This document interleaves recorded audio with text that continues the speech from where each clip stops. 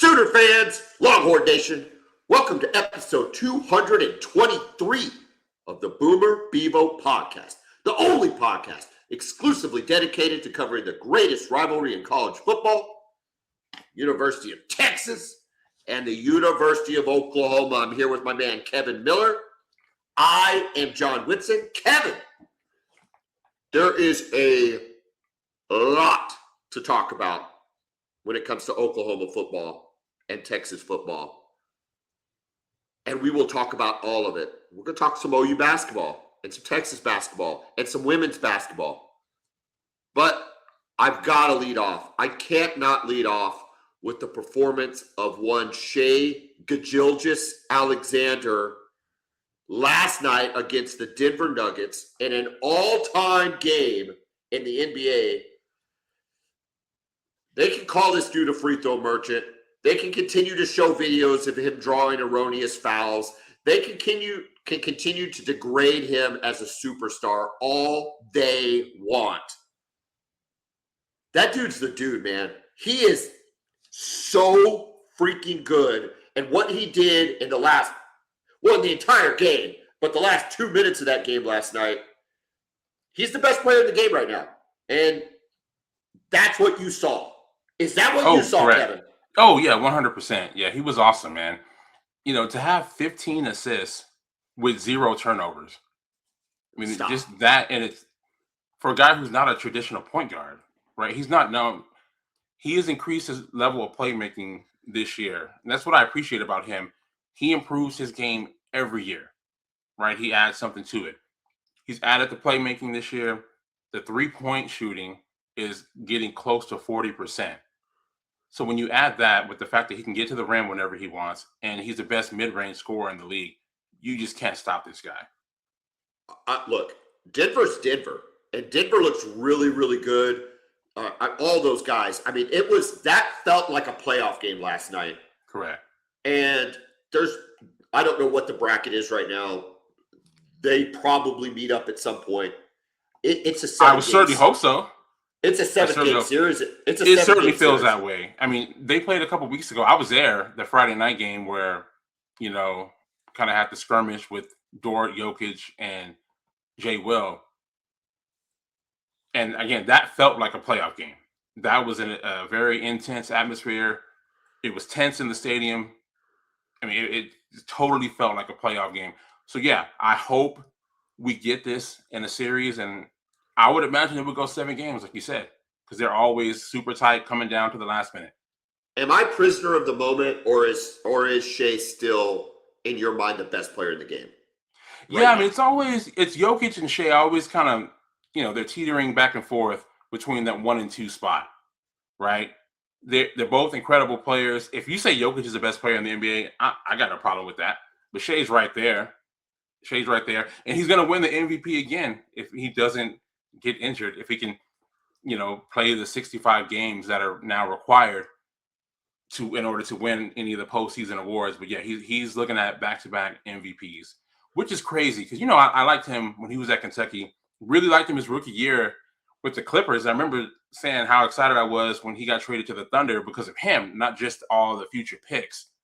But I didn't think he was going to be a 2-time MVP, a guy who would win the scoring title, league MVP, the title, and finals MVP in the same year, right? We're talking, that's rarefied air, right? We're talking, a few guys in the history of the league who have done that. Go ahead. Let's talk other rarefied air. One more stat to throw out to you that he tied last night, 126 straight games with over 20 points, tying Wilt freaking Chamberlain. I mean, when you start saying you listed off those accomplishments from last year, which is incredibly rarefied air. Maybe Jordan, I'm not sure LeBron's ever done that, what you just listed out. And then you with the scoring title part. I don't know if LeBron's ever done that part of it. And then you throw in, now we start talking about records that have been set by Wilt Chamberlain, who often forgotten, right? When you talk about all-time greats, we talk about this all the time. Maybe he should or shouldn't be, but dude, his records are his records. And Shai he is becoming A very nice player. Let me ask you, you better player for the Thunder than Kevin Durant ever was with the Thunder, right? Like, Yeah, at just this with the point, Thunder. yes. Yeah, at this point, yeah. Just the title alone, pretty much. But yeah, he just continues to do all of those things while being on a winning team. Yeah, he just continues to amaze, man. Like I said, he's getting better. Can we get an update on our Houston Rockets bet? I believe the bet was that they finish in the top 4 in the West. Yes, Where my they pick at in was the that they West? finish in the top 4. And let's see where they are. They're teetering. They're They're teetering. They're like on yeah, the they're bubble. They like correct. It's a they tight float. fit there. It's a tight squeeze. So right now the Rockets are the 4 seed, Ooh. right? So as of today, I'm still winning that bet. Here's the thing: they may finish a 4 seed. I don't see Houston as a legit title contender. To me, that ended the moment Steven Adams got injured and was ruled out for the season with a knee injury I think it ended the or moment ankle injury. Excuse me. I think it ended the moment they signed Kevin Durant, Kevin, No, because that's when they became the chemistry a on that title. team, despite being the 4th seed, I still feel good that they could choke it off. And their chemistry could be the worst chemistry in the league. Would you agree with that? Absolutely not. No. Kevin, figure that? I don't think you understand NBA basketball very well, but that's okay. I think I do. We'll That's get you okay. we'll get you coached up. That's okay. What's 4 this seed saying? right now, but as you can see, I know it's pretty small here, but they're the 4 seed right now. But the Rockets are in the 4 seed. Lakers only a half game back, and then the Nuggets are a game back of them. So it's really tight in the middle here. You have the Thunder at the 1 seed comfortably. They're about 3.5 games ahead of the Spurs who have the 2 seed. Then it's a pretty big drop off between the Spurs and the Timberwolves at 3. And then really between 3 and 6, it's really tight. Really pretty 3 and jumbled. 7, honestly. 3 and 7. They're like 2 games apart between 3 and 7. So it's going to be a very exciting finish. Kevin, let's switch to what this podcast is about. Oklahoma football, Texas football. Oklahoma in the latest 247 football rankings, and pretty much every football ranking, is ranked number 1 in the 2027 recruiting class. Following Junior Day this past weekend, the March commits exploded for OU, catapulting them to the number 1 lead. Texas has not signed a commit since February 7th. All reports are that Texas has given up recruiting against Oklahoma. Find that to be fascinating. So we can talk about that.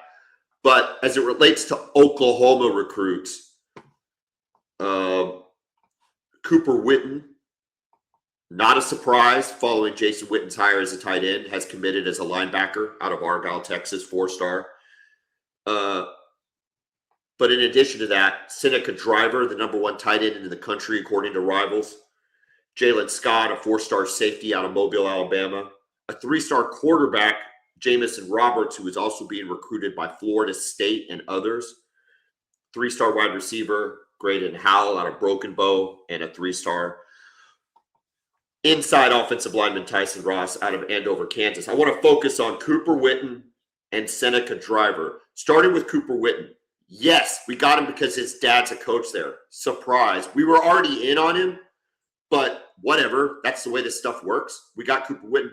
How good is Cooper Witten as a linebacker prospect versus the fact that his name just happens to be Cooper Witten?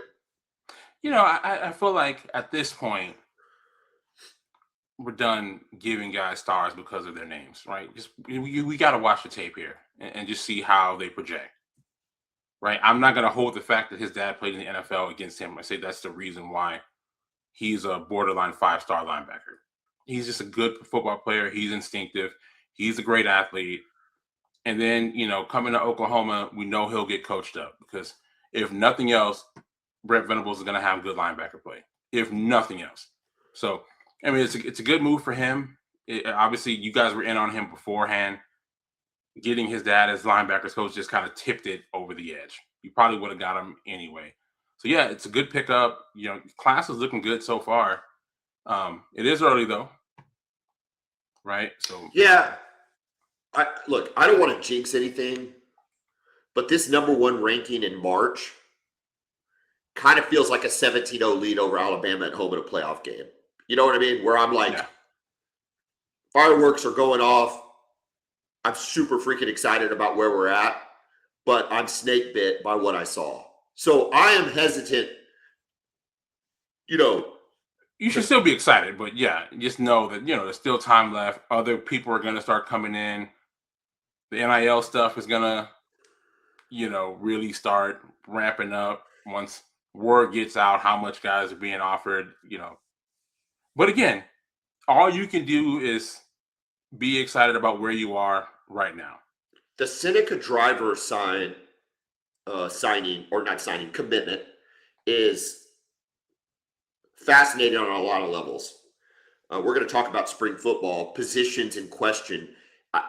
As long as this podcast has existed, I have lamented about the tight end position and how good Oklahoma's been in the past, how bad we've been recently, whether it was personnel or scheme or development or recruiting, it didn't matter. Pick a factor, and that impacted our tight end. Even though we had an all-SEC tight end who was a freaking linebacker for his first 3 years, right? So it's been messed up.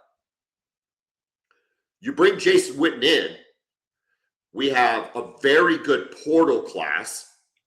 Rocky Beers, the kid out of Florida, his name is escaping me, and then another kid. So we feel good about the portal class in terms of stabilizing the tight end position. Well, you should feel good about that because last year you couldn't take the tight end room seriously other than Kanik as a receiver. And basically it's like covering another receiver with him. Him trying to block, and again, not his fault, right? We're talking about a kid who had been a linebacker trying to play tight end, but him out there trying to run block, he's getting pushed back. Anybody you had out there is just getting pushed back to the backfield against any competent defense. So now with these guys, it's a complete different. It's not a joke right now. It's a very serious room. Well, I think you'd agree with Kanik. It wasn't for lack of effort. He didn't. Oh no, not at all. No, like I said, it wasn't his fault. No, he wasn't scared, but he just wasn't that. It's not what he is. Well, when you don't do it, and you don't have the technique, to execute, effort only goes so far. And there were times he made great blocks. Like I think of the Michigan game, he had a couple seal blocks in that Michigan game that led to really good runs, really good touchdowns. But once he got into the SEC, the physicality on the blocking side was a shortfall, but we had no other options. Which is correct. He's the best you got, so you have to put him out there. But you look at this Seneca driver deal, okay, number 1 tight end in the country, number 1 ranked player in Kentucky, family ties to Notre Dame, recruited by most everybody, 6'6", 240 pounds. I mean, is Oklahoma – here's what I wanted to talk to you about. I laid all those stats out there about Seneca driver.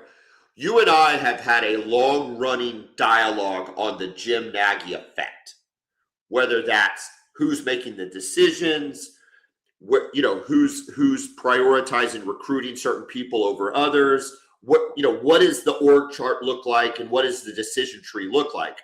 When you're getting commitments from guys like Seneca driver, despite the ambiguity, are you willing to concede that possibly this is working out really well for Oklahoma? Yeah, so far, yeah. There's nothing that I'm seeing to say that it's not. Right? You're recruiting well. Now, look, Brent Venables, he can recruit, right? He recruited well before Nagy was there. But you have a bigger staff and with the identification of more talented players, casting a wider net.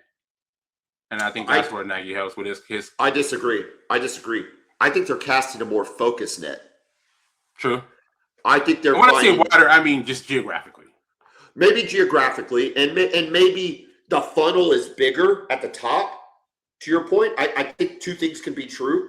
They're casting a bigger net at the top, but as they have the resources to funnel that down, to by the time they hand it over to the coaches to go recruit, they've reviewed and funneled and background checked and talked to everybody on their families and agents and all this, and they've got it to a point where it's like, these are our guys, these fit the mold, they're also really good. Now go close the deal. And to your point, BV can close the deal. Like, he's recruited some dudes over the years. Yeah. And what you're seeing too is you're seeing the benefit of making the college football playoff. Oh yeah. Right? People, they know, the kids notice that, and everybody wants to play in them college football playoffs. So yeah, you're reaping the benefits of having a playoff season last year.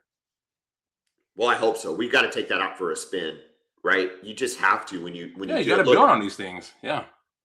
I think it's again, a little caution. We're up 17-0, right, at home against Alabama right now. Yeah. Can we do the things that it takes to get us over the line? Probably. There's no reason to suggest we're going to have Cooper Witten's not going anywhere. And, Seneca Driver at Oklahoma is, let's face it, if he leaves Oklahoma, it's only to go to 2 or 3 other schools. So that's what you got to guard against. Yeah, and this is good. This is what recruiting is. You get their commitments, and now you just got to keep recruiting them, right? You still have to keep that sense of urgency and making sure they stay committed. Texas, way down the list, Kevin. Embarrassingly down the list at number 8. Only 6 commitments in the 27 class. I know I'm kind of being a little cheeky here. We know that's going to change. Right. Yeah. The one thing Sarkisian does do incredibly well, unfortunately for Oklahoma, but fortunately for Texas, is he recruits. And regardless of the fact that we think Sarkisian has way too much on his plate, whether it be offensive play calling, GM work, whatever, at the end of the day, the dude does recruit. You only have 6 recruits. When is your big recruiting day and targets that you're focused on right now? Well, and that's the thing, right, with recruiting. It's become so interesting over the last couple of years with the portal and all the NIL stuff, is they take a slow approach to it, right? They kind of want to see how all the NIL stuff is falling, what the market is looking like, and then they kind of make their move. So they're always recruiting guys, but they're not typically in a hurry to close on guys until really the summer. So I'm really looking for the summer before Texas really starts adding commitments. Look, right now we have a commitment from Easton Royal.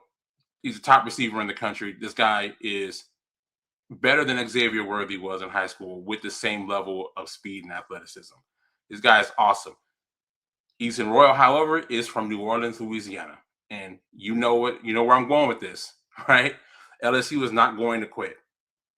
Especially now, he committed to Texas, I think, the week before they got Lane. So Lane is there. They're going to go all in. I will tell you this, Texas will not be outbid for Easton Royal. But sometimes it's bigger than that. This is a kid from New Orleans. So right now, I'm hoping we can hold on to him because he is so dynamic. I think he would be like a 6-star recruit if they could. He's one of those types.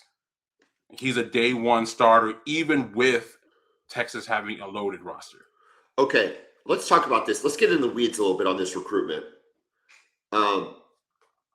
I agree. I don't think they'll be out. I don't think it'll be a money situation. It'll be a sales pitch, how you work in the offense, how I can develop you, which Lane's got plenty of stories that work in his favor, and Sark obviously has plenty of stories that work in his favor. So it could be very interesting. But one of the things that receivers typically pay attention to is who's going to throw them the ball, right? That they're usually in a lot of these recruiting battles tied to a quarterback, or one of the selling pitches is here's who your quarterback is. Let's be real specific here. This is the 27 class. Arch has gone after this year, right? Yes. He will not be catching passes from Arch Manning.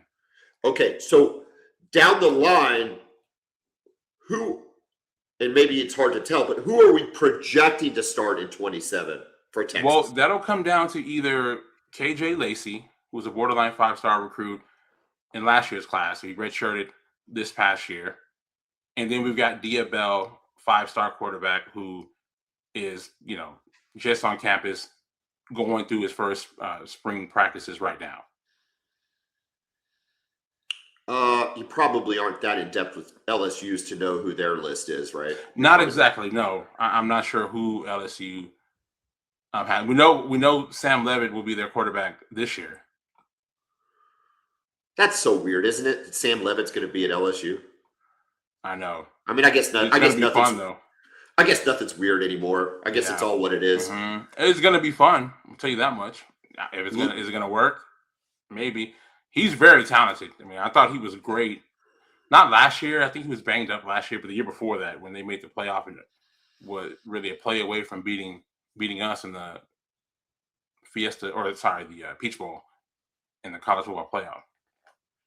I don't know that Lane had the transfer portal though that everybody kind of expected him to have. Did you? I mean, it was probably really good, but it wasn't just like, oh my God, watch out for LSU. I think we're all going, he'll get there, right? But not right out of the. They'll get there for sure. But let me pull that up real quick because, I mean, we expect them to have talent everywhere. I know they did retain a lot of guys too. Off a team that wasn't great though. Correct. But it's LSU. They've gotten good players. It just wasn't working. The Brian Kelly scheme, it just wasn't good. With LSU, right? They want to be physical, and it at least has to be fun, right? If they're not going to be winning, competing for the Natty, the fans at least want to have fun. Okay, so here's who they got. They got Jordan Seaton, one of the top tackles in the portal out of Colorado. He's a former 5-star recruit. Prince Will Uman-Mielen, who was their top edge rusher at Ole Miss last year. So we're talking about 2 impact players already. In the trenches. In the trenches. Correct. Where you want to get them, yeah. Yeah, those are their top 2. I'm trying to see who else. I mean, see some other names here, but I'm only going to, talk about names that, we may know. So those are the main 2, but, The thing with LSU historically is crazy physicality on defense. And their offense was always a roller coaster because under Les Miles. Oh my goodness, yeah. And then over Orgeron, obviously Orgeron had 2019, but that kind of was like an outlier, right? They got it. Everything just kind of worked out perfectly. Yeah, you had the talented receivers. Joe Brady. They brought in Joe Brady to coordinate the whole thing. Yeah, and it just took off. But even despite their roller coasterness of offense, they always have had outside talent. Oh my goodness! Even with Nick Saban, Les Miles, yes, all of them. They've had talent at wide receiver. Elite talent, and they did not have that this year. No, they did not have that this year, and that's where obviously this recruit that we're talking about, what's his name, Royal, no any relation to Darryl Royal? I don't think so. That would be amazing. Wouldn't that be amazing?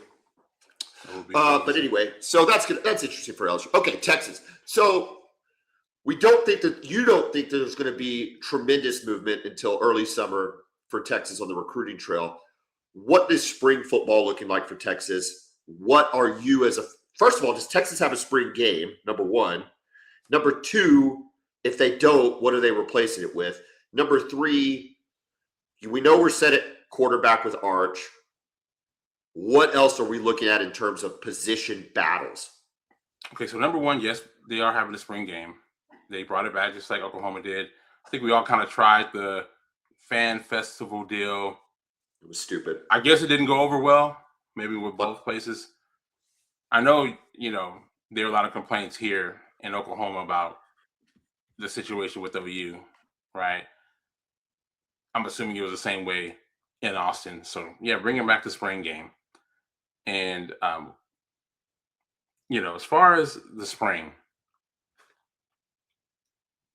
with the portal, a lot of newcomers, and just trying to get them acclimated. right? I'm looking at the roster here. Like you said, quarterback was set up.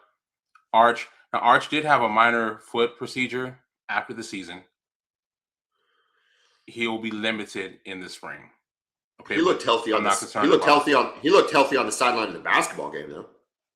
Yeah, he did. He did. But he's not running around and getting chased by Colin That's Simmons. fair enough. I'm just saying he Right? was spry. He Yeah, was spry. Yeah, he was. He was.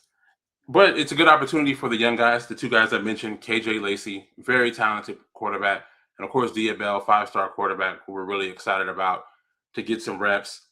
The new running backs, right? Signed two really talented players out of the portal, Raleek Brown out of Arizona State, and then of course Dalen Hollywood Smothers out of NC State, and of course formerly Oklahoma for a year.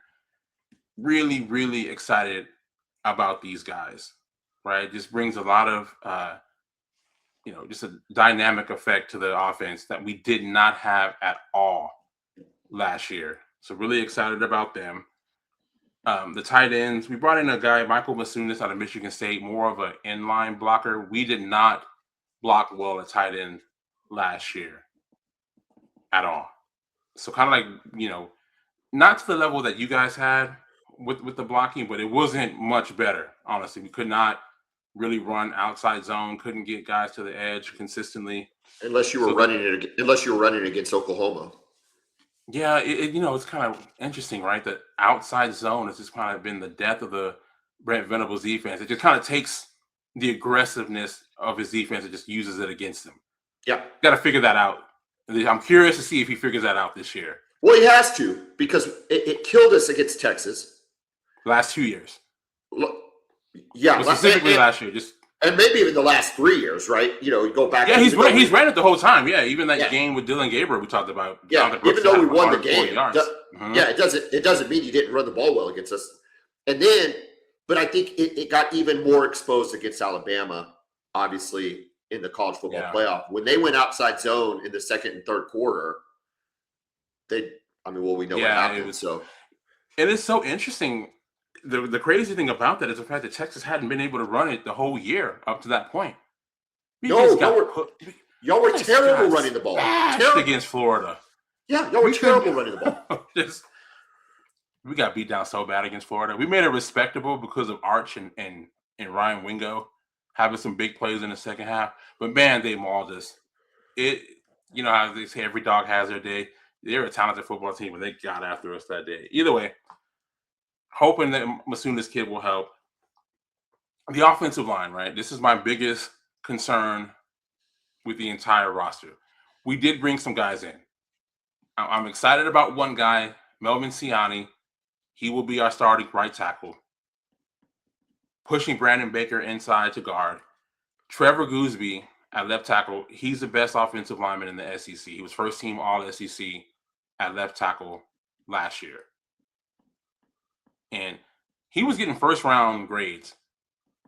He came back. His brother is a 5-star basketball recruit who was signing with Texas. Austin Gooseby chose Texas over Duke. So I think he wanted to stay, and hang out with his brother for a year. It's good for them, and good for us. So we get him back this year. The left guard position, which was just an absolute disaster for us all year, cost us games. Definitely cost us the Florida game. They signed a guy from Western Kentucky, good football player, Lawrence Seymour.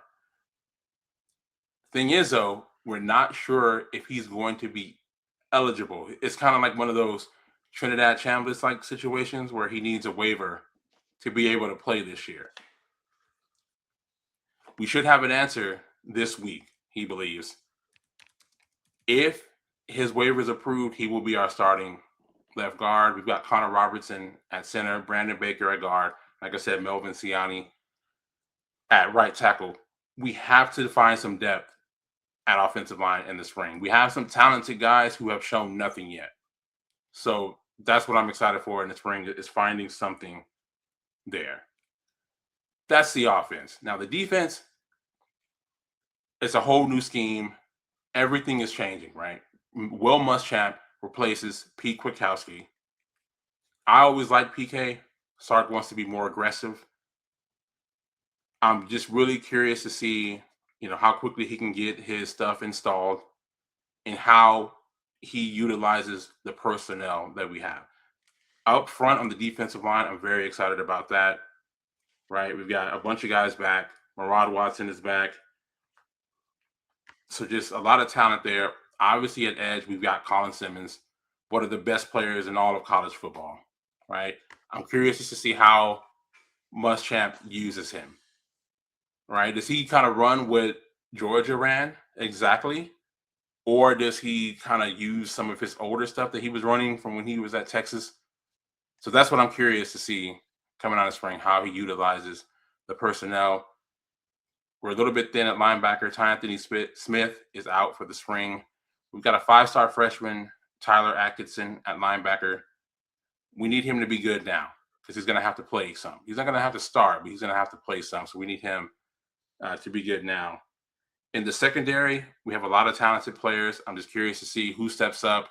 You know how it is when you get a new coaching staff, it's almost like a clean slate for everybody, right? Because the coach doesn't really care about what happened before. He just wants to see how you look in practice. And, that's how decisions on playing time are going to be made. So I'm curious to see how that all shakes out.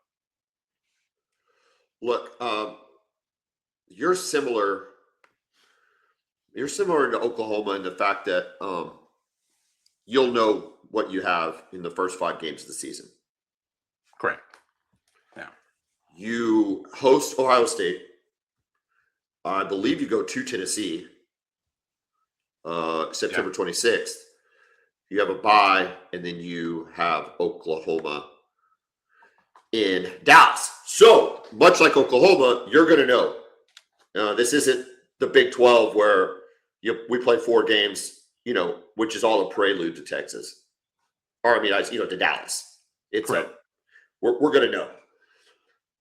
Any concerns with the fact, which it sounds like there are based on what you've said, but any real concerns with the fact that you've got a Muschamp defense, which is different than a PK defense?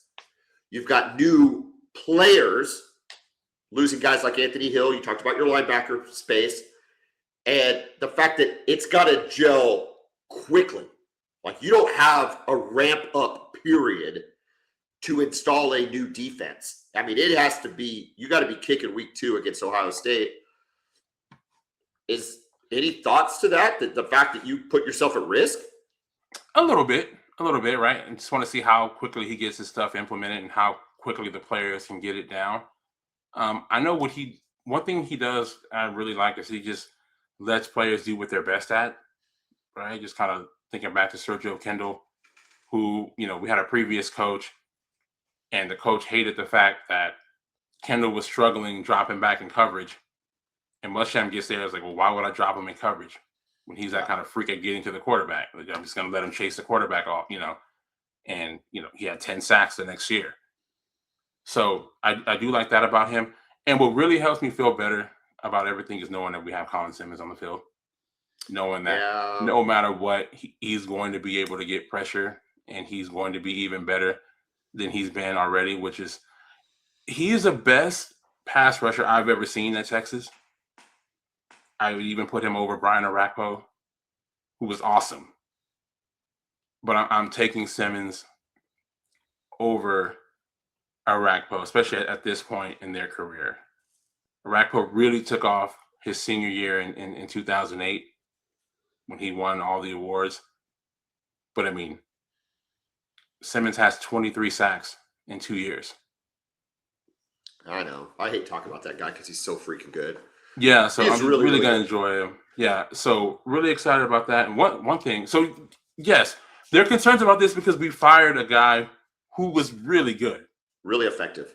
Really effective. Now, look, he had some things that I didn't like. Right? I don't like playing 15 yards off or giving receivers a 10-yard cushion when it's 4th and 3. That's always weird. Right? That I didn't understand. But other than that, his unit has been the best part of the Texas team since 2022. Yeah. So also I forgot to mention that our receiver room is insane. We already have Ryan Wingo, and now we have Cam freaking Coleman. He was out in the field yesterday. Just like, I cannot believe this guy's on our football team. Kevin, I was really hoping you were going to get to this spring football preview without mentioning Cam Coleman. There's look, it's hard to host this podcast sometimes because there has to be some acknowledgement of reality, despite how much I hate Texas.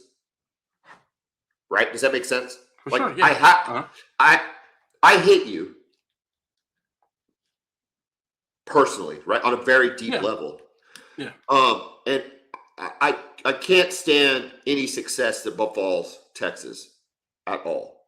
But there has to be acknowledgement, right, of like what's happening in front of me. You just mentioned Colin Simmons, best defensive player in the SEC, maybe the country. Yeah. Because Ohio State, we've lost a couple of those guys, right? That were really good. Yeah, exactly. Yeah, Caleb Downs is about to Caleb get drafted. Caleb Downs is who I was thinking about. And Sonny Styles and Arvell Reese, who, based on their they're just apps. We knew they were freaks, but the way those guys tested, just unbelievable. Super freaks. No surprise that they were so dominant on defense the last few years. Okay, so I think so like I go through Oklahoma's defensive field and I try to figure out, we don't have Mason Thomas. We do have David Stone, who could be the best interior lineman in the SEC. He's awesome. But I don't think he's the best defensive player in the SEC. But he could be the best interior lineman. I think he makes that argument, and I think he makes it pretty convincingly. But all to be determined. Colin Simmons, 23 sacks, maybe the best defensive player in the country.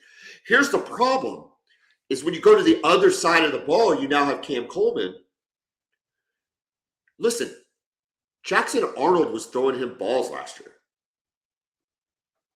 They were terrible. Auburn was not any good. I mean, their coach got fired. It was bad. It was bad football. And offensively, which Oklahoma fan could have told you, and we did tell you, like, what are you doing? You saw what we saw, right? Like and that just speaks to Hugh Freeze's hubris. Yeah, that he thinks he can. I can fix Jackson Arnold. Nobody can fix Jackson Arnold. Okay, unfortunately for him, that poor kid. That poor kid is who he was, and that's not a bad dude at all. Nobody said he was a bad dude. We're not rooting for his failure. Nobody says he's a bad dude, but at some point you are what you are, and he is what he was. And so, anyway, Cam Coleman was the best wide receiver in the SEC with Jackson Arnold and Hugh Freeze coordinating his plays. And nobody else on Auburn's team that could support him offensively. The fact that he's at Texas this year is a real freaking problem for secondaries. Okay? Because Ryan Wingo, I think you'll agree, Ryan Wingo, based off of last year, is not a number one. He was really, really, really good. Yeah, he's really good, but he's not. Really good, but he wasn't a number one. Correct. That Texas needs to have. Yeah, compared to the guys we've had, the Matthew Goldens, Xavier Worthies. Yeah. I mean, look, we talked about your receiving numbers all year last year. Now, you had a lot of issues going on, whether it was offensive line. Arch had his own issues, especially through the first 6-7 games of the season. For sure. But your receiving numbers, by and large, were comparable, and I bet if we went and looked at them, not as good as Oklahoma's. Isaiah Satania, I don't know about that. It was close, dude. Isaiah Satania had better numbers than anybody that you had receiving. You can go double check it. Yeah. But keep going on while I look that up. My point is, now you've added freaking Cam Coleman. Yeah. And the dude's a stud. And now he's a stud opposite Ryan Wingo, who might not be a number one, but he could be the best number two in the league. He's dynamic, man, and at his size, too. But you see what I'm saying, though? You see what I mean, yes, though, right? You have the We're on the same page here. He's not a number one, but my God, now next to Cam Coleman, he could be the best number two. And instead of Jackson freaking Arnold passing him the ball, it's Arch Manning. And if you get the back half of Arch, Oh my God. Yeah, it's a lot to deal with, and you can't. If you can double cam if you want. Then we'll just hit Wingo on a slant. You know, we got Emmett Mosley coming back too, who was really, really good. He was injured the first five games, injured the season really well. So super excited about this receiving core. And you add the fact in we've got two really good running backs too, who can also catch the ball. So, you know, this offense has a chance to be really, really special this year. I'm just hoping that the line doesn't screw it up. Now, I think we do have things to mask over it better than we did last year, but we shouldn't have to do that. We should be able to have a competent offensive line. Real quick, Isaiah Satania last year. Wait, real quick. Hold on. Yeah, go ahead. Who led the league in receiving yards last year? The what SEC. Receiver? Do you know? Do you have it pulled up? If you don't have it pulled up, this is no, I don't. No, SEC. Please tell me. Don't pull it up. Okay, go ahead. Tell me. No. You got to guess. Brandon Thompson. Oh yeah, I forgot about Brandon. 1,054 yards. Receiving. How about that, right? Brandon Thompson. Good for him. Who didn't do diddly do at Texas, and less at Oklahoma, because of the aforementioned Jackson Arnold might have had a lot to do with that. And he goes to a Jeff Lebby offense and has 1,054. Okay, so anyway, ran 4.28 at the combine as well, by the way. Isaiah Satania at third was 965. We're just doing yards. I mean, with receivers, I know it can go all different ways, but we'll just do yards. Isaiah Satania, 965 yards. Really good year. Thank God we got him from Arkansas. Ryan Wingo all the way down at 9. Okay, with 834 yards. And then Cam Coleman, is what we're talking about, right, was 19th with 708. Isn't that crazy? And so you have Deion Burks at 24. And again, DeAndre Moore way down the list, 532 at 32nd. Parker Livingstone at 34th. So my point being is you were okay at receiver, but you were not great. That was not a strength of your team. No, it wasn't. You add Cam Coleman. Ugh. And here's the thing, John. I think when we watch him play this year, I think every game we're just going to be like, what the heck was Auburn thinking? And not just with Jackson Arnold. It's bigger than just him. I think it's the way they use him. I think he has a lot more to offer than just running go routes. Now, obviously, he's the best downfield contested catch receiver in the country, right? But I think he has a lot more to offer than just that. And I think Texas is going to use him in so many other ways besides just throwing up jump balls to him. And well, that's all they could. Kevin, it's all they could throw last year. What are we doing? Like, did you think Jackson Arnold could throw a out route or a crossing pattern? Or I mean, he couldn't even throw a deep. He couldn't even throw a deep post. Like what? Yeah. I don't know. Okay, listen, it was just all bad at Auburn between Hugh Freeze and Jackson Arnold. But yeah, Cam Coleman coming to an end zone near you. Stay tuned. Enough of the gushing about Texas. Let's look at Oklahoma's spring. Let's do it. Football. Look, we talked about tight ends already with Jason Witten, but that's still, to me, it's the number one thing. I think if we can get more dynamic, more versatile, more physical with the tight ends. I think you just need to get more physical. I think we've done that, that's right? the biggest thing. Yes, you have. Who's the kid out of? You guys are going to be fine at tight end. Who's the kid out of Florida? Let me have your – hold on. Or pull the transfer portal up. But I think between the kid out of Florida and Rocky Beers, we have gotten more physical. You definitely have. I mean, the guy from Florida, he's like 6'6", 260. Yes. And he's played SEC games. Yes. We have SEC film on him. He is tested. He's not – Rocky's coming from Colorado State. So you go, okay, can he adjust to the SEC? With the Florida kid, no, it's can he perform what he did at Florida and provide that level of production at the tight end position. And look, we don't have to talk about our old coach anymore. We've got Jason Witten. I don't know how good of a coach he is or was, but the dude seems to be in complete coach mode. And we know how good he was as a tight end in the league. He clearly has had good coaching and hopefully can communicate that to his players, right? Correct. We'll see. Look, we'll see. I would be excited. I think Oklahoma fans need to be excited about just the players that you have in your room. You have a serious tight end room now. Yes. Like that's pretty much where it starts and ends. You don't have to worry about it like you did last year, because last year you're not going to get mauled at tight end. Because, I mean, that guy is a great blocker. He was out there and he played well against Texas. He was getting Jaden Ball to the edge, who we couldn't stop last year. So yeah, you're much improved at tight end.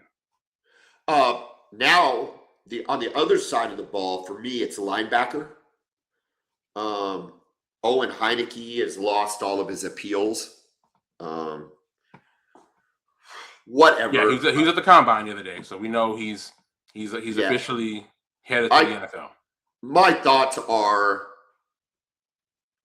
not. Look, it's easy to say he got screwed. What I would like to say is, if the rules were all applied like they are in the Owen Heineke case, I'd be okay with it. Correct. If everything's equal, then they made the right decision. He was a varsity athlete for 4 years. Yes. And exhausted his eligibility. I don't understand how they make their decisions here. There's no, it's like, in law, you refer to court cases previously that set a precedent. There's nothing like that in NCAA. I mean, I guess Trinity Chambliss is coming under, maybe there's some,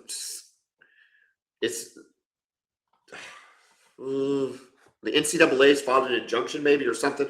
So I think with Trinity Chambliss is a good example, though. It's like the dude played 4 years at James Madison.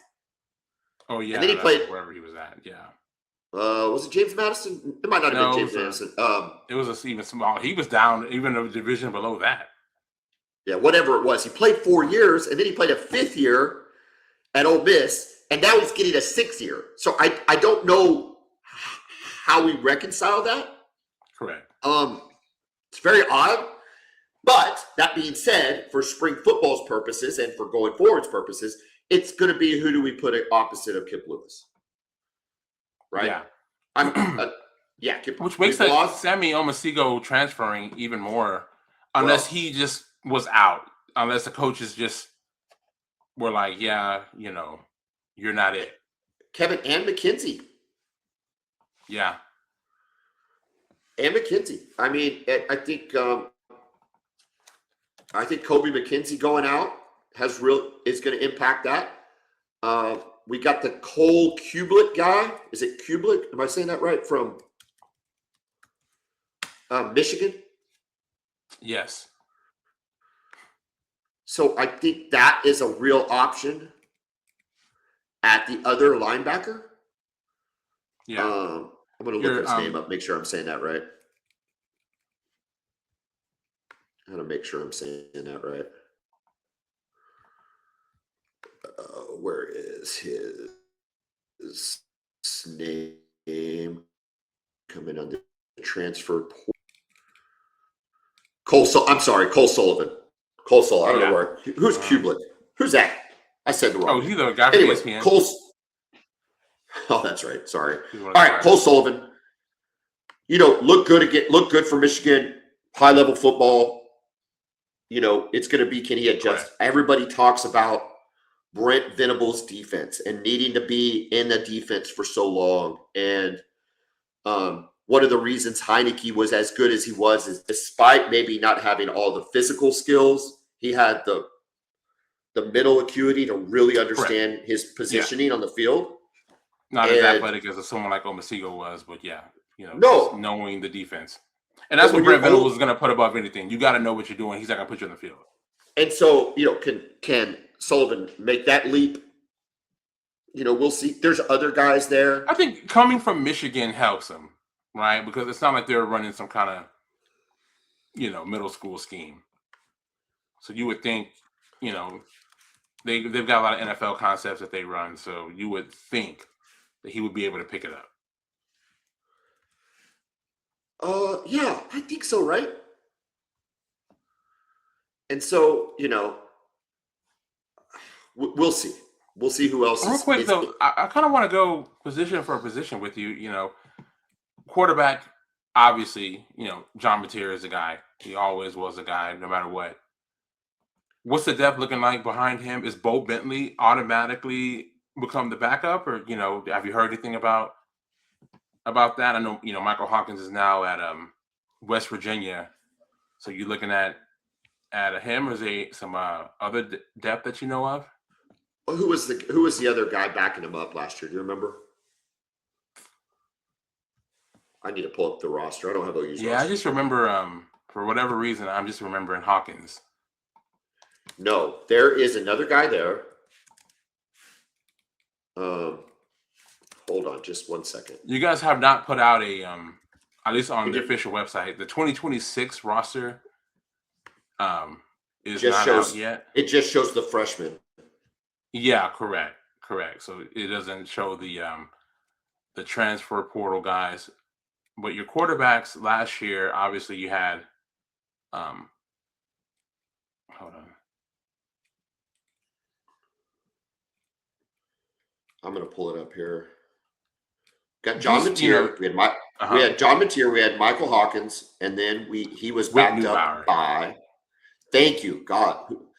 Look, the thought was in that LSU game that that if he was going to be pulled, it might have been for Whit Neubauer. Wow. Oh, were you trying to preserve Hawkins' red shirt, or was?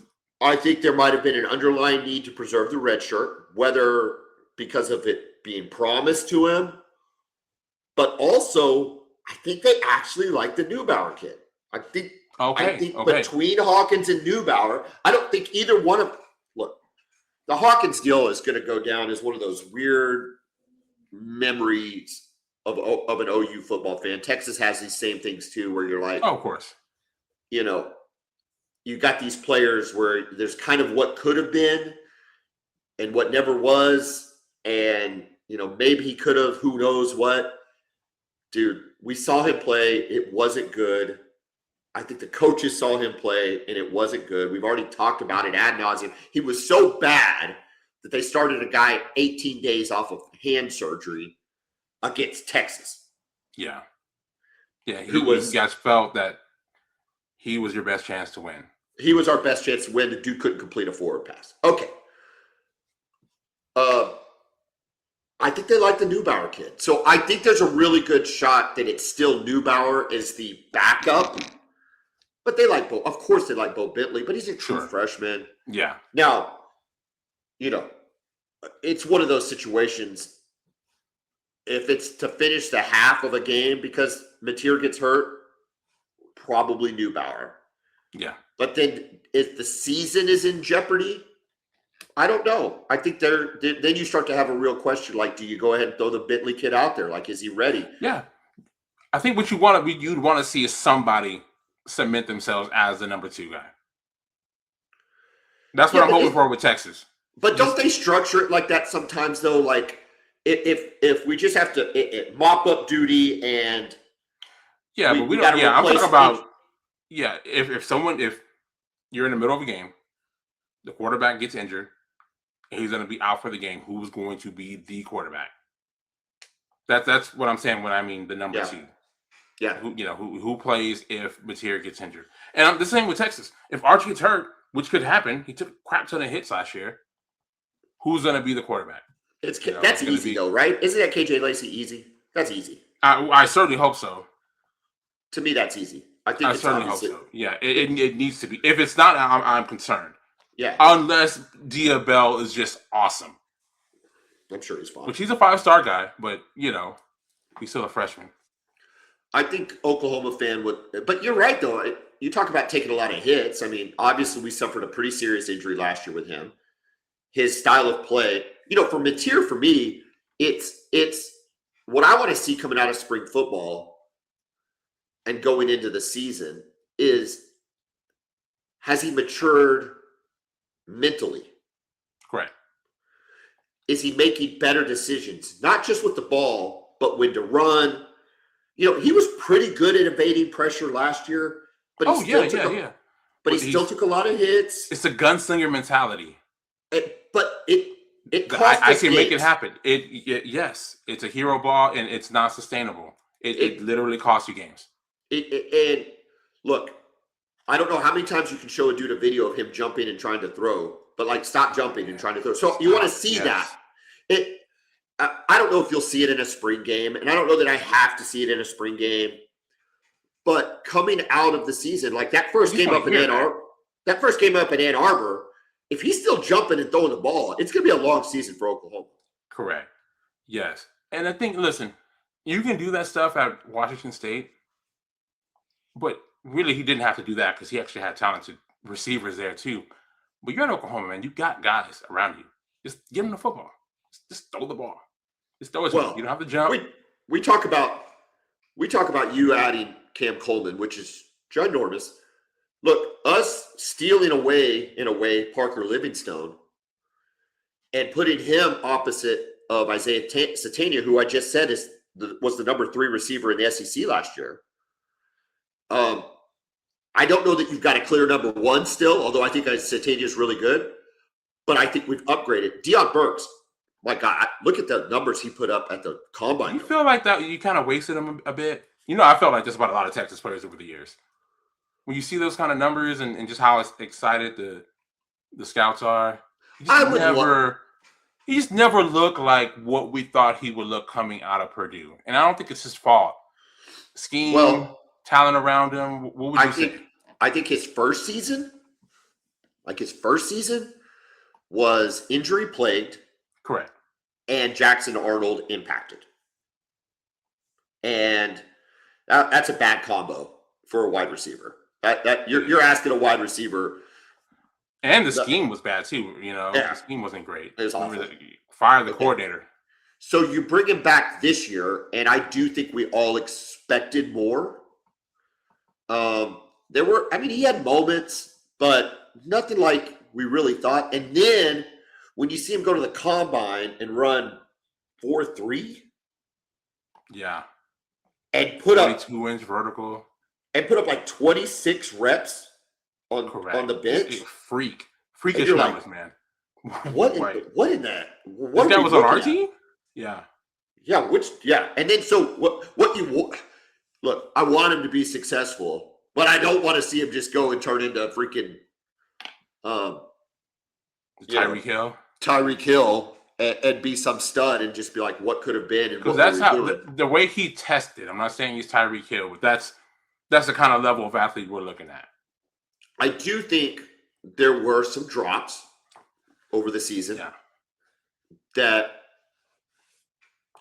kind of focus into what could have been. Some of them at pretty important times. But anyway, back to this 2026. I think Parker Livingstone adds a dimension to the receiving game. Yeah, he's 6'3" with speed. 6'3" with speed, opposite Isaiah Satania.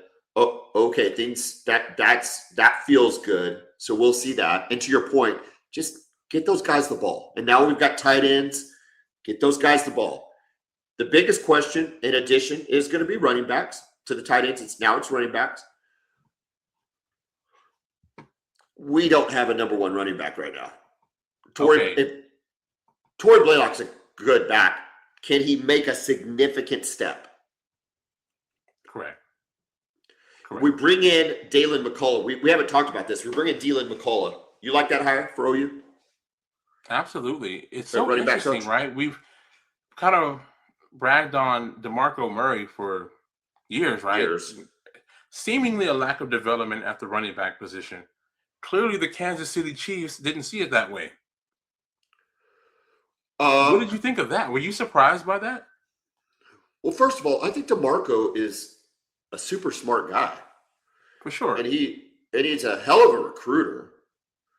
I don't know what that means in the NFL, but he's a hell of a recruiter. That doesn't apply. I mean, obviously, he must be able to connect with guys. But he must be able to connect. And let's just practically speaking, I don't say this to disparage him, but I bet he's a really good interview. Sure. I bet when he sits down with the Kansas City GM and they talk football, I bet he's every bit as good as any other running backs coach in the league. He is sharp, personable, connected, the whole thing. I don't think you can sit here and say he developed running backs though. Now, people want to talk. People want to talk about schemes and this and that and blah blah blah. Yeah, but the dudes just didn't get better as the year went on. There's just no way to say they did. Not a ton of production from his guys. The good news is I can go back to liking DeMarco Murray. True. You know what I mean? Yeah, for sure. But Dylan McCullough, formerly he was at the Raiders, but formerly at Notre Dame, responsible for a lot of the success at Notre Dame. You know, those were very different backs though than anybody we have on campus right now. That's true, but you do have some talented guys, so you want to see if he can get the best out of those guys. Because it's not like Jeremiah Love and Jadarian Price. They're not like these guys were 5-star recruits. That's my point. You know? But it's hard to see that with this roster right now on the running backs. So Torrey Blaylock, Xavier Robinson. It's going to be interesting to see who emerges, who McCullough thinks is his guy. You know, I think we all agree that the offensive line is going to be better this year. They were young last year. Should be better. Well, I know you're going to be good at left tackle. I know you love Fasusi. Dude, yeah, we should be awesome, man. And then you add. I'm still mad too. I'm still salty about it. You add the linebacker. You add the tight ends. Right. That we think are going to be more physical. So is everything going to be just a little better? We'll see. So. So anyway, Not that's me, where you would hope so.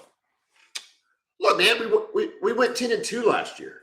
Yeah. And should have won our playoff game. Should have, could have, would have, whatever. But you know what I mean? Listen, we should have won the playoff game. A level up from you should have won the playoff game. Yeah. Level up from Fasusi, Foji. Do you know if he's going to be playing guard or is he going to be at right tackle? I think they're moving him into guard, and the transfer from Arkansas might be playing tackle. Yeah. I think is right. Look, here's the problem. Here's not the problem. Here's the problem. It's the same thing we just talked about with Texas. Very similar situation. Is we're going to know. Right? We're going to know. There's no buildup. You have to go to Ann Arbor. Yes, they have a new coach, but they retained a ton of their players. I was very impressed by Kyle Whittingham's ability to retain so many of those guys. They retained, because we thought we were in on two of them.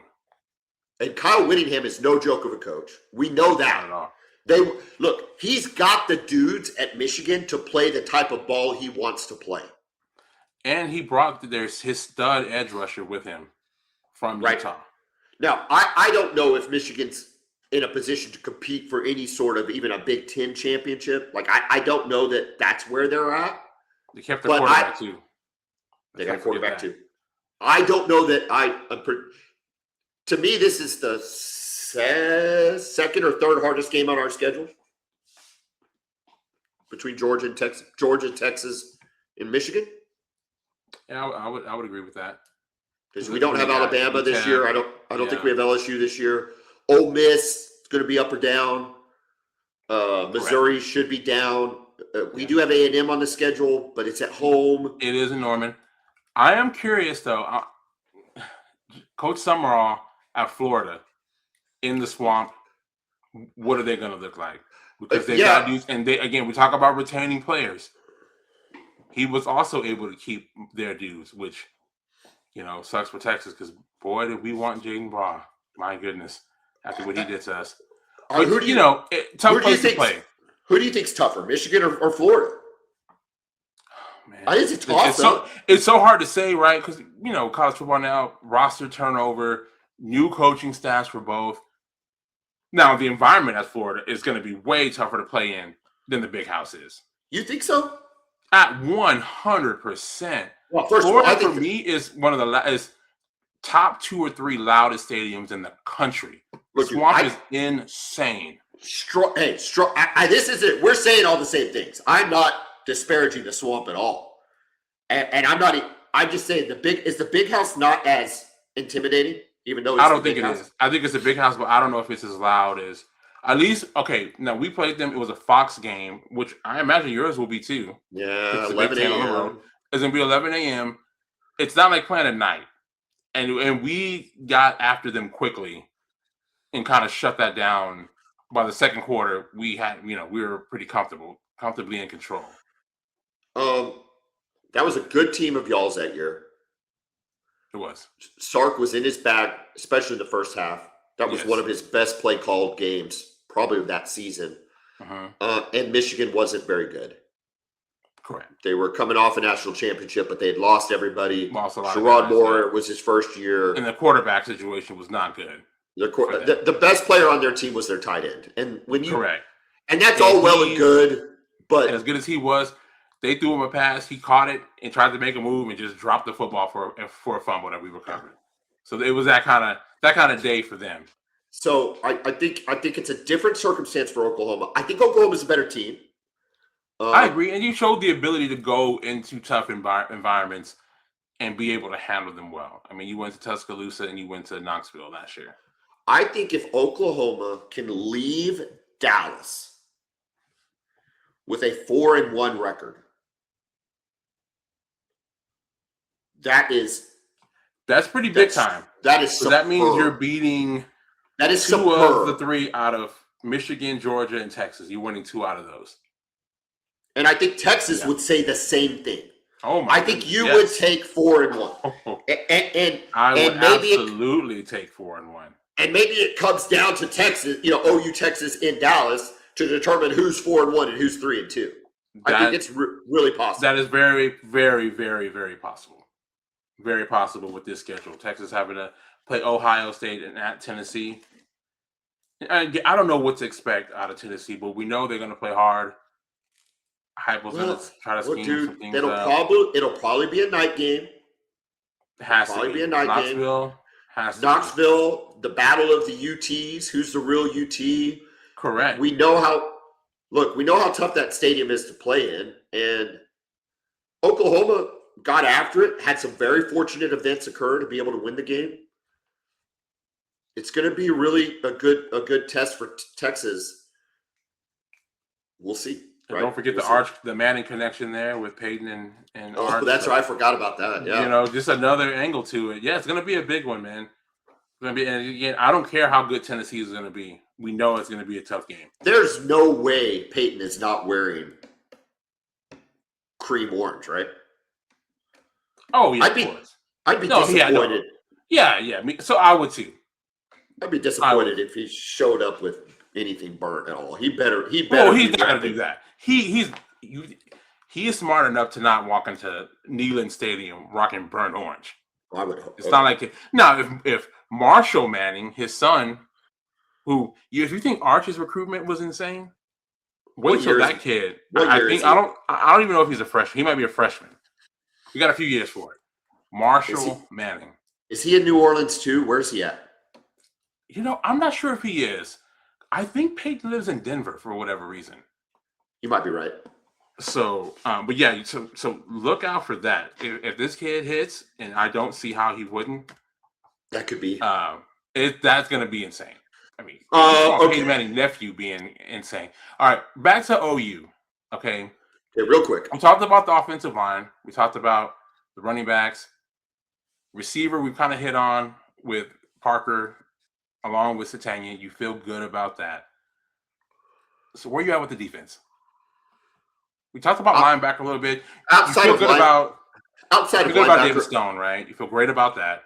David Stone, Jaden Jackson, we'll have dudes. I feel really good. I think our secondary is in a great spot. I wish we wouldn't have lost Gentry Williams. Him ending up at Georgia just kind of shows how talented he is. And we've known that. He's been so injured and stuff. I think he had to make a change just for his psyche, and I'm okay with that. I just really love that kid. I think a lot of Oklahoma fans did. When he was right, kid was really, really good. But here's the deal. Cortland Gilroy's only going to be better than he was last year. Yeah. Eli Bowen is an absolute stud at corner. Stud. Peyton Bowen. Now you've got Reggie Powers, Boganowski. I like our secondary. I like where we're at there. I think edge is not a question mark, but an opportunity to really see how good we can be. Well, you got the kid, right? What's his name from Tennessee? What's the kid's name? He was there last year. Not university. He's from the state of Tennessee. He's your other edge last year. Taylor Wine. Yeah. He's good. Yeah. I think you got Taylor Wine, and then you look at the other side and go, okay, could PJ... It's now or never. It's now or never, man. It's year 4. It either happens or it doesn't. Finally give us what we want. There were moments last year. He's just so imposing physically, right? Correct. He gets his arms up and he moves. You're like, how can anybody stop him? Yes. And how can a ball get past him? So there's so much with the PJ situation that it's like, so if the development can come on those, look, I think Taylor Wine can be very serviceable at edge for Oklahoma. Yeah. However, he was always opposite R. Mason Thomas for a year. But not that. But Kevin, not that stretch run. You think about that stretch run after Thomas hurt his leg against Tennessee on that return. We beat Tennessee, the remainder of that Tennessee game. We beat Alabama. We beat Missouri. We beat LSU. Who am I missing on teams we beat? We beat a lot of teams without R. Mason Thomas. So we know it can be done. And we know Taylor Wine can give us a lot of that.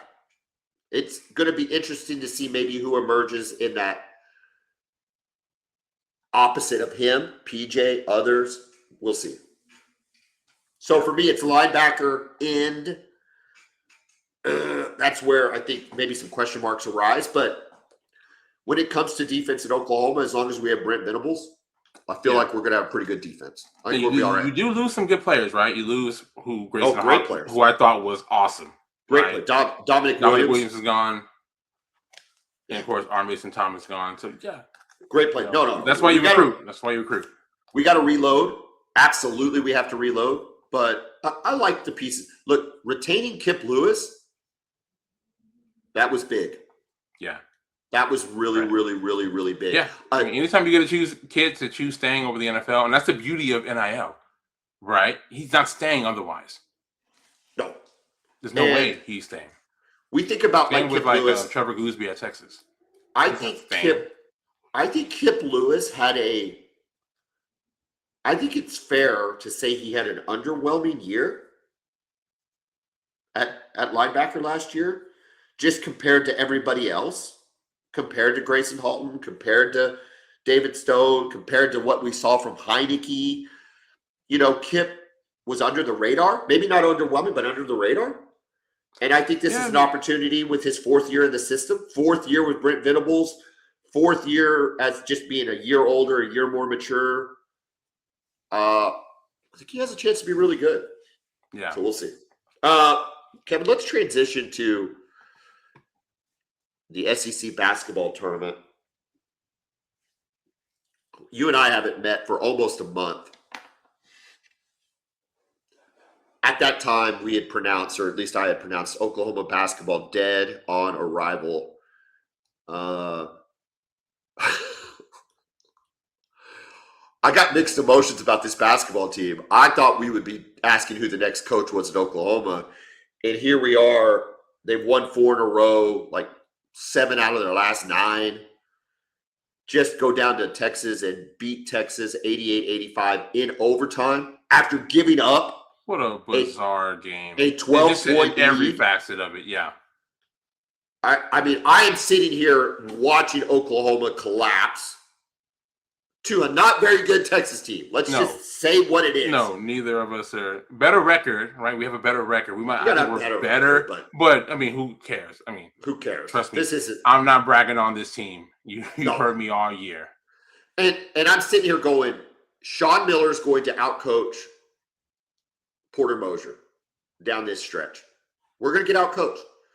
And they were just dumb things that occurred. Trips down the court that were so empty and bad Two shots. 2 fouls on 3-pointers down the Two- stretch. 2 fouls on 3-point. I mean, just bad execution, which has plagued Porter all year, his whole career. Games decided by less than 5 points or, in single digits in the last 2 minutes, whatever. His record is terrible. And somehow, in an overtime game, the score is 88-85, but really was like 88-82. Hit kind of a last-second three. But whatever. Texas defense, just horrendous. Look, dude, Mo McGee is just playing really, really good basketball right now. Yeah. And I think you could talk about the fact that Oklahoma, their SEC schedule was front-loaded, and they made the run in the back half. But, okay, you still made a run in the back half. You still beat teams you were – I don't know if you're supposed to beat anybody if you're Oklahoma, but you did. More manageable teams. Okay, so that gets Oklahoma to 17-14. They are the 11th seed in the SEC tournament. Texas is the 10th seed in the SEC tournament. Oklahoma opens up against South Carolina. Texas opens up against Ole Miss. The way that the SEC bracket works out, we know who the next 2 teams are for our next 3 teams are really. We know Oklahoma has to beat South Carolina, A&M to earn the right to play Arkansas, right? So we know they have to play the number 3 seed Arkansas. Texas, Ole Miss, Georgia. Your reward at that point is then number 2 Alabama. Currently, Texas is in as the number 10 seed according to bracketology. Oklahoma is the next 4 out, meaning they're somewhere like the 7th or 8th team out. So the question for Texas, let's start with Texas as the higher seed. I think they have to beat Ole Miss to stay in. So do I. I completely agree. And they have to beat Georgia to kind of get off any sort of bubble. I think they beat Georgia, they are solidly in. Yeah, I think they're solidly in. Yeah, I think they squeeze in, but you're still selection Sunday. You're still kind of, I don't know. If they lose to Ole Miss, you mean? Or even if they beat Ole Miss, I think you're not 100% sure. You beat Georgia, you're relaxing. But if you lose to Ole Miss, well, here's the deal. If you lose to Ole Miss and OU beats South Carolina, it could very easily flip. It could easily flip, yeah. Because Oklahoma would have the head-to-head and, everything. The recent head-to-head, for sure.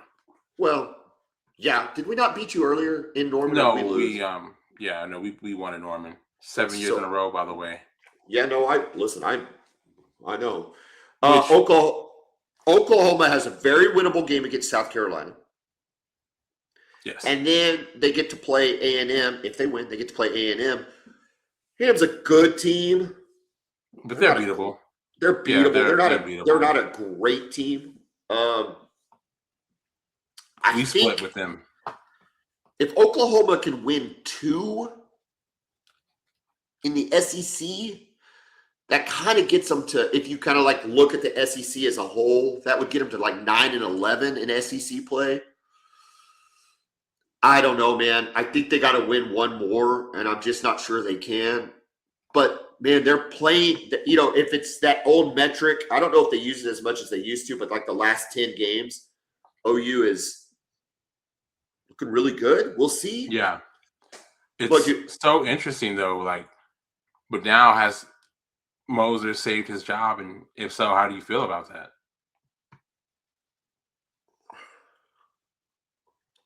Listen, Porter's team did not quit on him when I thought they might. Yeah. They've continued to play really, really hard with a lot of emotion and have secured some wins that I did not expect that they would secure. The quandary for Oklahoma fan is, okay, so he wins and gets into the tournament. Here's the problem, right? It's not like we talked about this last year.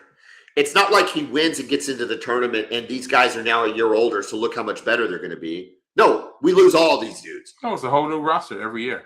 It's a whole new roster. So is it literally the same thing? Are we – last year he barely got into the tournament and lost in the first round, which we should have won that game. Is that UConn? Yes. I hate Hurley. Danny Hurley. I can't stand him. See him get tossed against Marquette with 4/10 left. Oklahoma beat Marquette. No, Marquette's horrible. I don't know how they beat UConn. I think they have a losing record with Shaka Smart. Which is wild for Marquette basketball to have a losing record. Yeah, I saw him get tossed. Did you see? It wasn't that game. Did you see when Self got tossed against Arizona? No, I missed it. Okay, Self gets tossed. Bill Self, Kansas coach, gets tossed against Arizona. They're a good basketball team. Yeah, they're legit. They're really, really, really good. And reminds us, you and I both grew up in the 90s. We know Arizona basketball can get rolling. Mm-hmm. So they tossed Bill Self against Arizona. So he has to walk out. He's getting right when he gets to the tunnel, the fireworks and smoke go off. It was so good. So good. It was so good. Anyway, back to Oklahoma. Look, dude, that's the quandary, right? Like, if he makes the tournament, does it save his job? And if it saves his job, what does it save it for? Another season where we're clawing and scratching to finish 10th in the SEC, to back into the tournament again. Like, this is not a great year in the SEC. No, not like last year. Not like last year. I still say, look, you only have to be in the top 68 teams to make the tournament. You really only have to be 500 in your conference to make the tournament. I think Texas is in with a win against Ole Miss, which, yeah, and that's not a good Texas team. I think we agree. No. So I think if he stays, I think you have a mirror image repeat of the last two seasons. You think this is just what it is for him at OU? I think this is his ceiling. And again, dudes play hard. Dudes give effort. I think he's a motivator. I think, and this is not a unique take, okay? I don't want to take credit for this take, although I've said it before. If this was old school NCAA where he could build a roster and have his guys for 3 and 4 years and have guys built into the way he wants to play, I think you could have a very scrappy, competitive 3 or 4 seed in the tournament that could make some real damage when they get there. Yeah, that's not what he gets to coach. That's not the reality now. That's not what he gets to coach. Yeah, and so I don't know, but hey, you fire him. Even if you hire a Sean Miller level candidate, which we know how good Sean Miller is, in year 1 though, it takes time. Yeah, it's going to take time. I don't know. Basketball is a very frustrating sport right now. But at the same time, the tournament's going to be the tournament every year. The tournament's going to be the tournament. Now, and you want to be in it. Right? We want to be in it. God, you want to be in it. Look. Even if you're one and done, you want to be in it. I did not think we had a chance of being in the tournament, and all I want right now is to win and make the tournnament. Yeah. I want to beat South Carolina and beat A&M. Speaking of the tournament, there are games in OKC this year. Are you going? No, but I've been to games in OKC. We've talked about this. You told me about that. Yeah, the Valparaiso game. I was at the Valparaiso game. I was at the game when, oh gosh, who did Kansas lose to? Wasn't Liberty, was it? Wasn't like Bucknell? Was it that one? Bucknell. I was at that game. I was at the Bucknell game that they lost. I was at the Valpo game. I've had some very fun adventures in the NCAA tournament at Oklahoma City. It's look, man, Oklahoma. I've been to one tournament game. Who'd you go? 2007, Memphis, or was it 06? No, it was 07. Memphis and Ohio State, the Elite Eight at the Alamo Dome. Nice. Greg Oden, Mike Conley, and Daquan Cook for Ohio State. And Memphis had Chris Douglas Roberts and Joey Dorsey. It was a year before they got Derrick Rose. That's a what really good basketball game. And Greg Oden was awesome. I mean, that dude could dominate games defensively. Well, that's how he got drafted number 1. Correct. I mean, just seeing him move his feet and just completely own the paint, especially in college. You can stand in front of the basket in college. You're not getting anything near the rim. Yeah. The NCAA is a lot of fun. If you can go. The problem is I looked at bracketology, and it's like the teams that are coming don't really stir the. Yeah. Like, it's not like I didn't see anybody. Or Kansas, see Darren Peterson or, one of those guys. Speaking of, you talked about Arkansas. That A-Cuff kid is unreal, man. He's really good. He got like 30 and 14 assists against Texas. Like, this dude, I can't wait to watch him in the league. Yeah. It's going to be fun. Okay. Real quick, shout out to women's basketball. Texas, despite the best efforts of their coach, Vic Schaefer, despite his antics, despite his unprofessionalism, despite his overall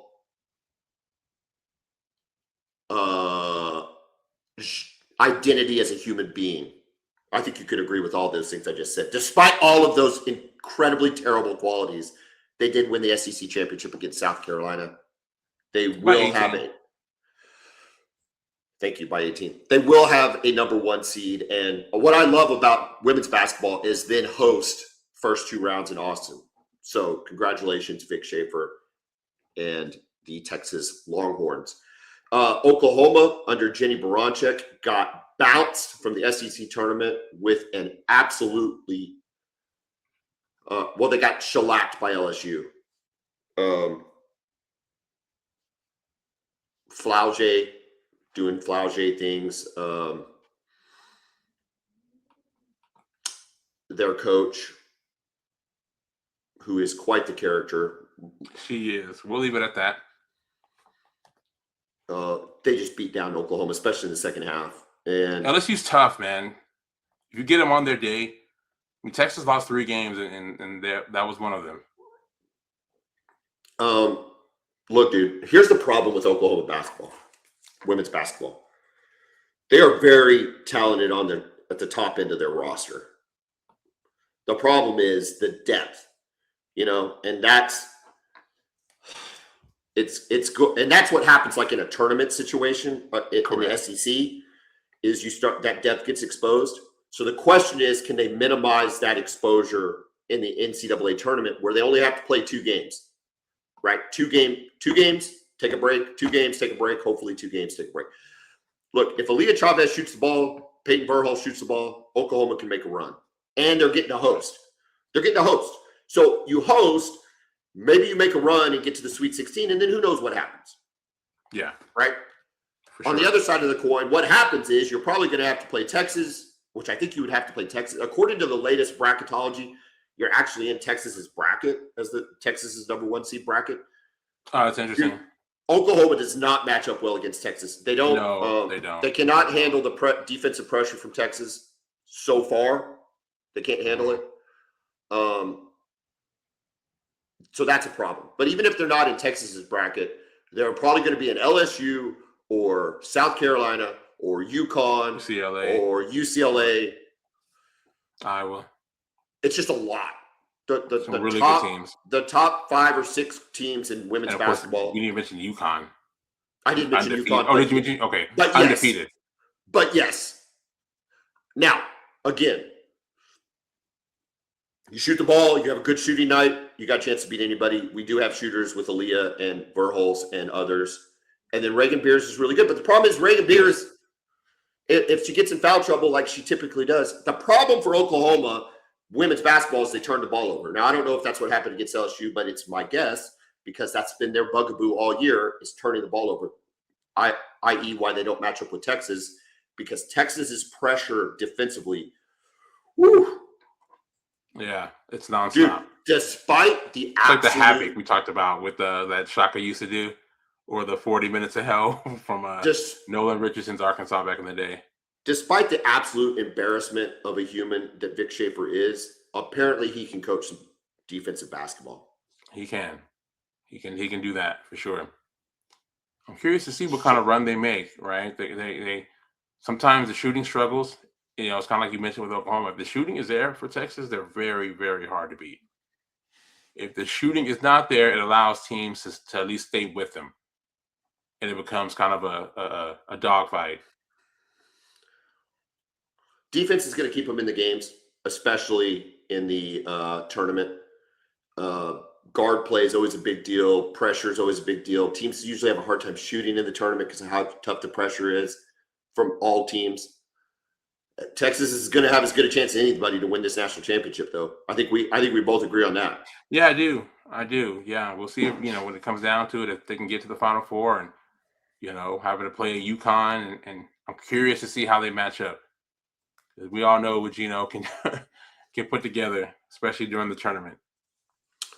OU gymnastics has a chance to win another SEC championship. It's this weekend. Although LSU is very good, Alabama very good, Georgia very good. So we'll see how they if they can come out on top. Men's gymnastics looking good. Other sports for Oklahoma. Baseball's looking good. I don't know. How's baseball doing for, obviously, softball? Oh, very good. Yeah. Very good. I yeah. think, Oklahoma. 14-1, something like that. Oklahoma baseball. Man, look. It's a good day. You think about like the SEC, it has made every sport better. Yeah. It made Texas better at football, made Oklahoma better. The only sports that haven't gotten better under SEC conditions have been basketball for both men at Oklahoma. Yeah, men's basketball. And men's basketball for Oklahoma and Texas. Yeah. Uh-huh. Everybody else has raised their level of competition. Yeah. Including 15-0 for Texas baseball so far, by the way. Okay, I don't know what the record is for OU baseball, but I know they're playing very, very well. Like really, really, really good. They've got good pitching. Skip Johnson's got them pitching. Oklahoma softball first team. They broke their own record on fastest team to get to 100 home runs, and we know that Texas softball isn't going anywhere. It's going to be a great spring. Here's the problem: spring is really good, but I need fall to be even better. You know what I mean? Yeah. It needs to be fun, right? I know we all want to win natties, right? We all want to win natties. But I think you would say last season was fun for y'all, right? Oh, dude, it was super fun. One of the funnest seasons I could. One of the funnest seasons I can. If you're not going to win the natty, it needs to be fun. It just needs to be fun. That's what we're here for. A good time. Last year was to compete and have a good time. Not just because we made the playoff, but this was the most fun season since Baker in 2017 for Oklahoma football. And that includes a Kyler year, which was very fun. I'll say, what about even 18? That includes a Kyler year. But think of the teams we beat. That's what being in the SEC does. Yes, the Kyler year was great, but who did we really beat? We beat West Virginia on the road. Okay, well, why were we even in that game? You know what I mean? So, yes, it was great. Last year was as good to me as the 2017 Baker. All right, Kevin. This has been a great show. This is what happens when you and I get together as we go long. That's okay. It's OU Tech. Look, we are going to have. What's going long? It's just we just talk about sports and however long it lasts. I appreciate you joining us. I think you and I are making a strategic decision to have less shows in the off season, but we want to make those shows better. And I think this was better, Kevin. Correct. I think this was better. Listen, everybody out there, have a great week. Enjoy basketball from the men's side of things. Enjoy baseball, playing really well, softball, gymnastics. It's all good right now. Enjoy the fact that right now Oklahoma is the number one ranked recruiting class of 2017, and we intend to stay there. The rest of it is all good. Kevin, have a great week. Boomer! Hook 'em.